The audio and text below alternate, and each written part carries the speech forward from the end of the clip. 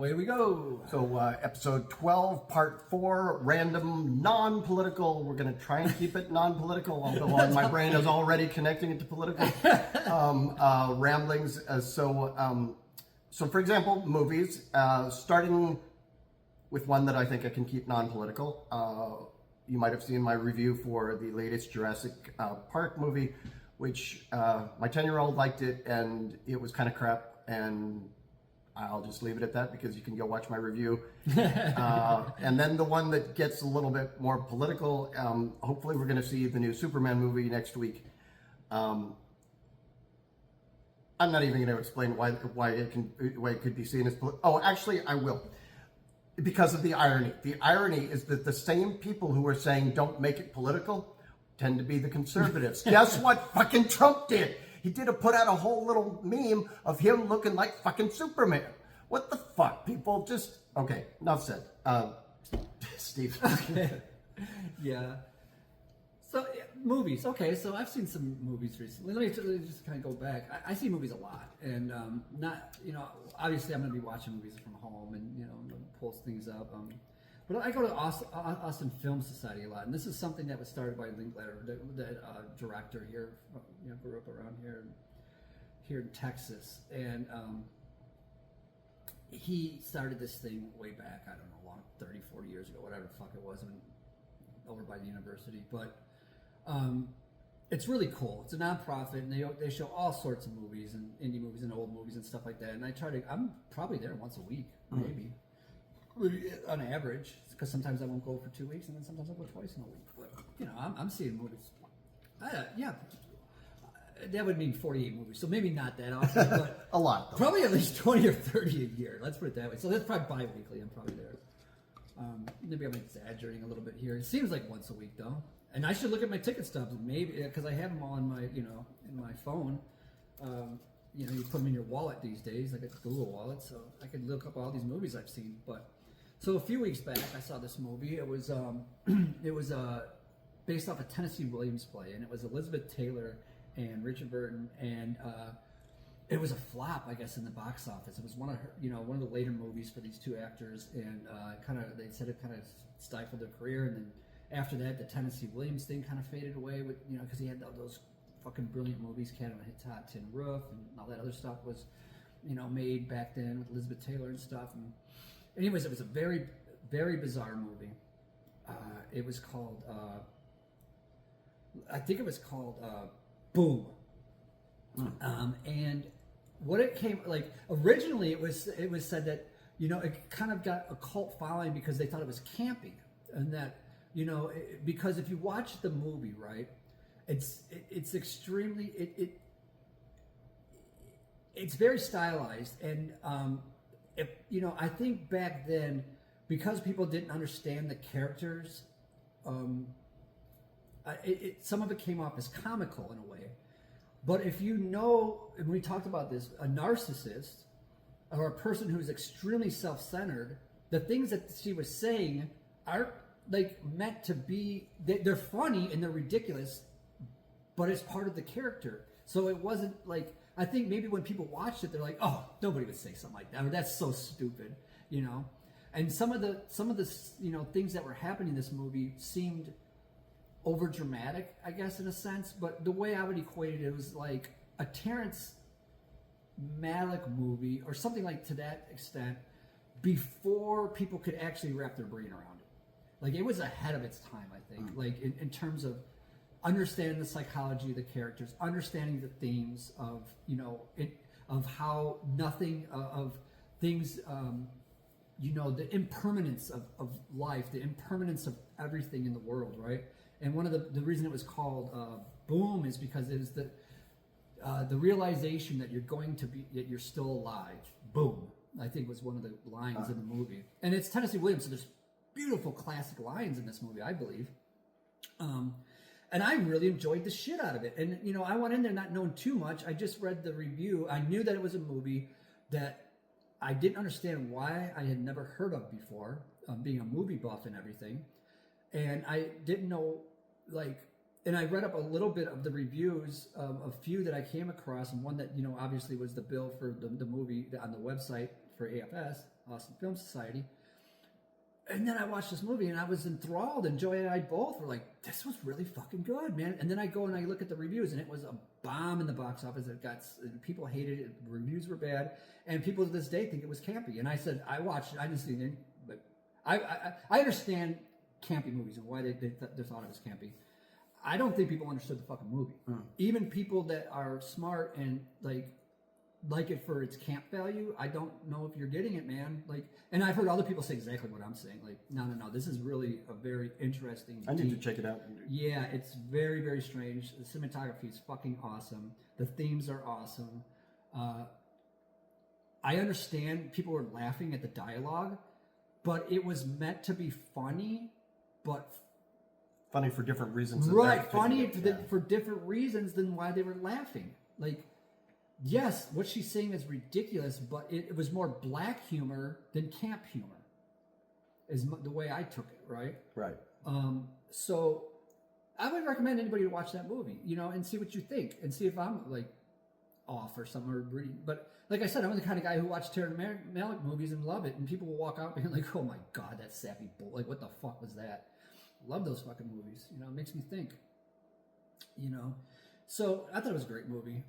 That director, I don't know what ended up happening, but he was like, he did like I said, these are like very bizarre movies back in the 60s and stuff. So I saw that movie a few weeks back, and then, okay, I know I've seen something in between there, but I'm going to talk about this movie I saw last night. It was this animation by this guy, Plimpton. God, now I can't remember names. Name sounds familiar. Yeah, he was very popular in the 80s and 90s. Okay. He was an illustrator. He worked in advertising, did a bunch of stuff in New York. But then, around 40 years old, he started making these short animations. Won some Academy Awards, up for Oscars, things like this. It's super stylized once again, right. and this like kind of sort of in the vein of like that guy who does the animations. If you ever seen, for Hunter S. Thompson. I'd probably recognize it, but I don't. The covers, and he's done album covers and things like this, because it's like very kind of like free form, and he does everything in pen. And so this movie is called Slide, and it's a Western, and he's been wanting to make this movie forever, and he finally spent 3 years animating this. Everything he animates himself with a ball, and then when he spoke about it later, he uses a Bic. Like a fucking big fucking 5-cent pen. And he has like, he must go through bags of those things. And he sits there and he draws, he says, from like 5 or 6 in the morning till 8 at night, like every day. Well, that's the only way to do it if you don't have a team working for you. Yeah, no team, him. And he colors it and he lays it all out and did the storyline, and it's a wonderful movie. All the things in there about, it's like this town up in Oregon, and this guy rolls into town and he's a guitar player, and it's supposed to be set back in probably the 1800s or something, pre-cars and all that shit. And it's the classic Western. The guy rolls, like Pale Rider or something, comes rolling into town and saves High Noon and all that. Yeah, High Noon, and then, saves the day.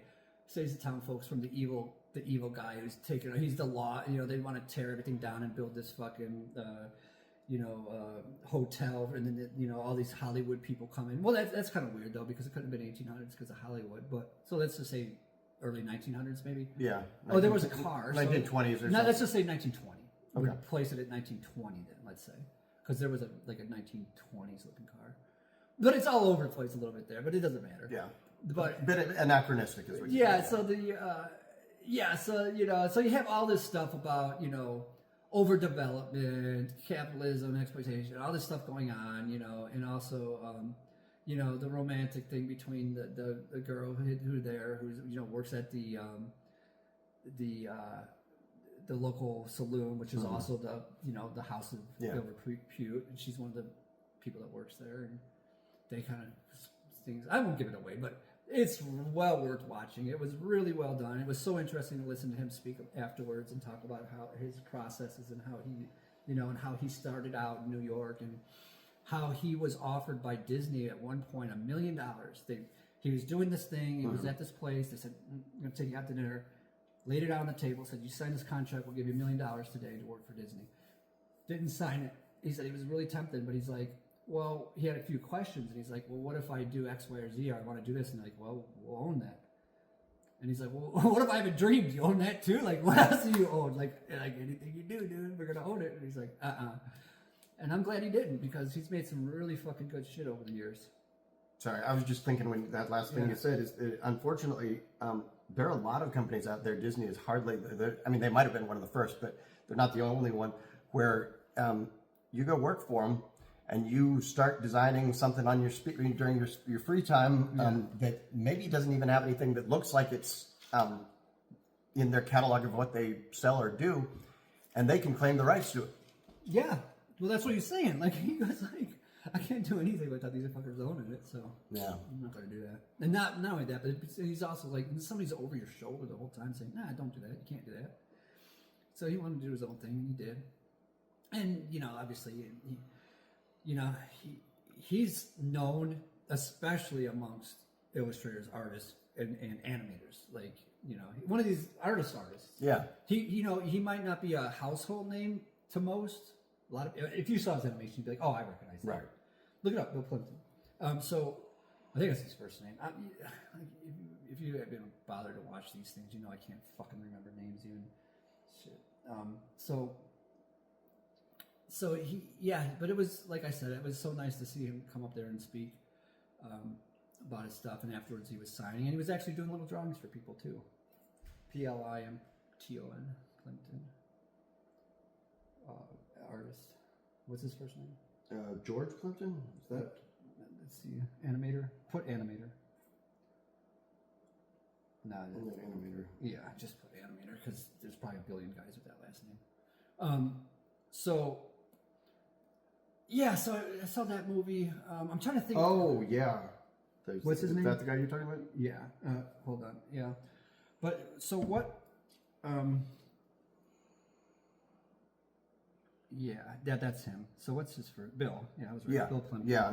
I'm trying to remember. I think it was about like the 90s when he first started to kind of. Yeah, he came about. He did his first one in the late 80s, and then he got really popular. Yeah, if I remember right, his stuff first got aired on like MTV or something. He was getting shit at, like, he was getting commissioned to do all kinds of stuff. Oh, okay. Music videos, all kinds of things. But yes, I do recognize the stuff now that you. Right. Yeah. So that doesn't even look like a lot of this stuff. Well, some of it might not be his, but. No, I mean, this is all his stuff, but I don't know why this is just a really bad examples. Oh, okay. Well, like we said, Google's doing some weird things recently, so maybe it's AI versus what we would normally expect. Right, I'm just going to put Bill Plimpton. It was the search you had probably was messing it up. Now let's go to images. Anyways, we're starting to have a video here. It's still not good. I mean, that was really. Anyways, he has his caricatures are extremely characterized and distorted and warped, and he does really good, like especially evil faces and like disturbing looking things, and definitely look into it if you don't know anything about this dude. But got to see that, but all the time they have I've been there a few times. I saw this really good documentary a few months back about these kids in this camp up in Sweden or something, and and about self-discovery, and then they had the director there. Oh, that's what you saw? Idiots and Angels. No, I saw. It's called. Is that his? Well, that's a film by him. Yeah, no, it was. Oh, but it was one about him. So. Yeah, no, it was an animation he did called Slide. Oh, okay. So. Yeah, if you're in the Austin area or you live around here, I definitely recommend going there and look at their calendar and see if there's ever anybody in there. There's going to be a panel or something like that, or people discussing movies or something like that, and it's really a lot of fun. And it's like $13. Yeah, that's the one slide. But you can see how the characters are all distorted. And that's much more reminiscent of like his style, something like that. Well, what's interesting is he's a younger version of some of the types of artists that I would put in the same category. Right, like I put in Stedman. I think that's the name of that guy who did stuff for Hunter S. Thompson. So it's that kind of like really freehand type of very stylized kind of. It's illustrative, but very impressionistic, and I would say, in a sense, not impressionistic in the painter sense, but you see what I'm very saying? similar. Yeah, well, I mean, not like Not identical, exactly, but you understand but in the what I'm same saying. vein, kind of. I mean, I can see what you're talking about. They're like they're the same school of thought, kind of. Yes, Yeah. exactly. A lot more expressionistic, Right. mixed with some impressionistic, postmodern. Almost, What is it, Stedman? Was that right? This is Stedman. Yeah. I was right. Okay. But, Almost. What was Dolly's school? Surrealism? Yeah, it's not surreal, but it's like post surreal or something like. I mean, you could almost call it that. It's still illustrative, but I don't know. Yeah. I You have to just look at it. I don't see the dream quality in there, but it's Well, nightmarish, I guess. I don't know. Yeah. I don't know. There's probably some identifier that somebody would throw that in there, but I haven't come up with one. Anyways, yeah. I mean, that's Interesting so stuff. maybe we can do music for 2 seconds and call this. Actually, maybe we'll do music as as the non-political segment the next time. Okay. Give maybe somebody next week. something to look forward to. Yeah, something to look forward to. If you sat through this, talk about some movies, whatever. So, Yeah. if you found that interesting, yeah. If you didn't, so Anyways, so be that. Two movies I boom and slide. Alan, you had I know we keep trying to steer away from politics, but just as a word of whatever, putting you into the week. Though you'll probably watch this after the others, and then the week will be over. But nevertheless, look more carefully at the headlines when you read them, if you haven't already been doing so. Just think about who's saying what to whom, why, whether it's even real, and if it's not, if you don't think it's real, then who's the intended audience? Start asking some of those questions. Really start putting on your thinking cap when you're watching things, and try to use your discernment to the best of your abilities, and like I said, I'm starting to question everything and just like, especially something that looks totally fucked up, like some of that stuff that you said is coming out of there. It's just like, this is not okay. This is really pulling in, and I said I wasn't going to go political, but I'm going to do it anyways. Okay. Example. I was going to put it in my own video. I'm going to stick it in here. There was a headline that said something about the approval for Democrats was going down.